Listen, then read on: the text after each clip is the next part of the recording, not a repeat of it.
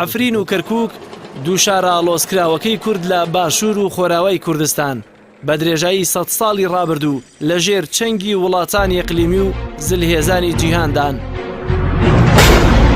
بە بڕوای لێکۆڵەرێکی سیاسی وڵاتانی زلهێز و وڵاتانی ئیقلیمی هەرگیز چاویان لەسەر ئەو دوو شارە لا نادەن، چونکە کەرکووک سەرچاوەی وزەیە بۆ جیهان و عفرینیش تا کە دەریچەی گەیشتنی کووردە بە ئاوەکانی جیهان. مەسەلەی عفرینیش ئەوەیە کە نزیکە لە کەنارەکانی دەریای ناوەڕاستەوە، خۆرهەڵاتی دەریای ناوەڕاستەوە.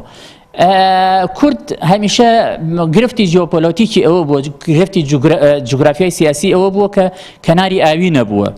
لەبەرەوە هەم هێز جیهانیەکان و هەم هێزە ئیقلیمیەکان زۆر لەوە ئەترسن کە کورد دەستی بگاتە کەناری ئاوی، کە دەستی گەیشتە کەناری ئاوی ئەم سامانە گرنگەی کە لە کەرکووک و لە ناو هەرێمی کوردستانە هەیە و لە خۆراوی کوردستانە هەیە هەمووی بە ڕێگەی ئاوی وەکەڵێ بفرۆشرێ بە وڵاتانی جیهان.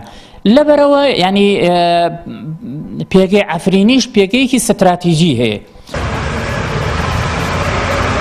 کورد لە باشووری کوردستان لە دوای بەختکردنی گیانی هەزاران پێشمەرگە و دەیان ساڵ خەبات دژی ڕژێمی بەعس و چەکدارانی داعش کۆتاییەکەی بە سیاسەتی هەڵەی بەرپرسان لە دەستدانی کەرکووک بوو.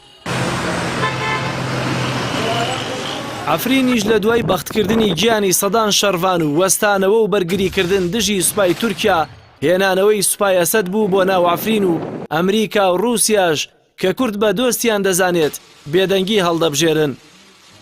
ئەو خاکی بەدەست کوردەوە لێرە بەدەست خۆیەتی لە ڕۆژاوە بمێنێتەوە بە عفرینیشەوە ئەمە دەستکەوتێکی زۆر زۆر گرنگە بە چونکە لەسەر ئەو ئەساسی ئەو خاکی بەدەستێتی ئەکەوێتە مفاوەزاتەوە لەگەڵ حکوومەتی داهاتووی سووریا وەکو چۆن ئێمە بەشێک لە خاکی کوردستان لە دەست خۆمان بوو کە ئەم هەرێمە بوو حکوومەتی تازای عێراقیش ناچار هەمی بسلمێنە. کەرکووکشمان ڕزگا کرد بەڵام لەبەرەوەی کەرکووک بەشێک نەبوو پێشتر لەو شتێک کە بەدەستمان هێنابوو لە پێش سەدام حوسێن کەوتە دوای کەوتی سەدام حوسێن وەکو ناوچەی جێناکۆک مایەوە. بەڵام ئێستاوان بەشی زۆری خاکی کوردستان لە بندەستی پەیادەیە لە بندەستی شەرڤانانە ئەگەر سبەینی ئەسەد بڕوخێ ئەم خاکە بەندەست ئەوانە دەتوانن مفاوەزاتی لەسەر بکەن.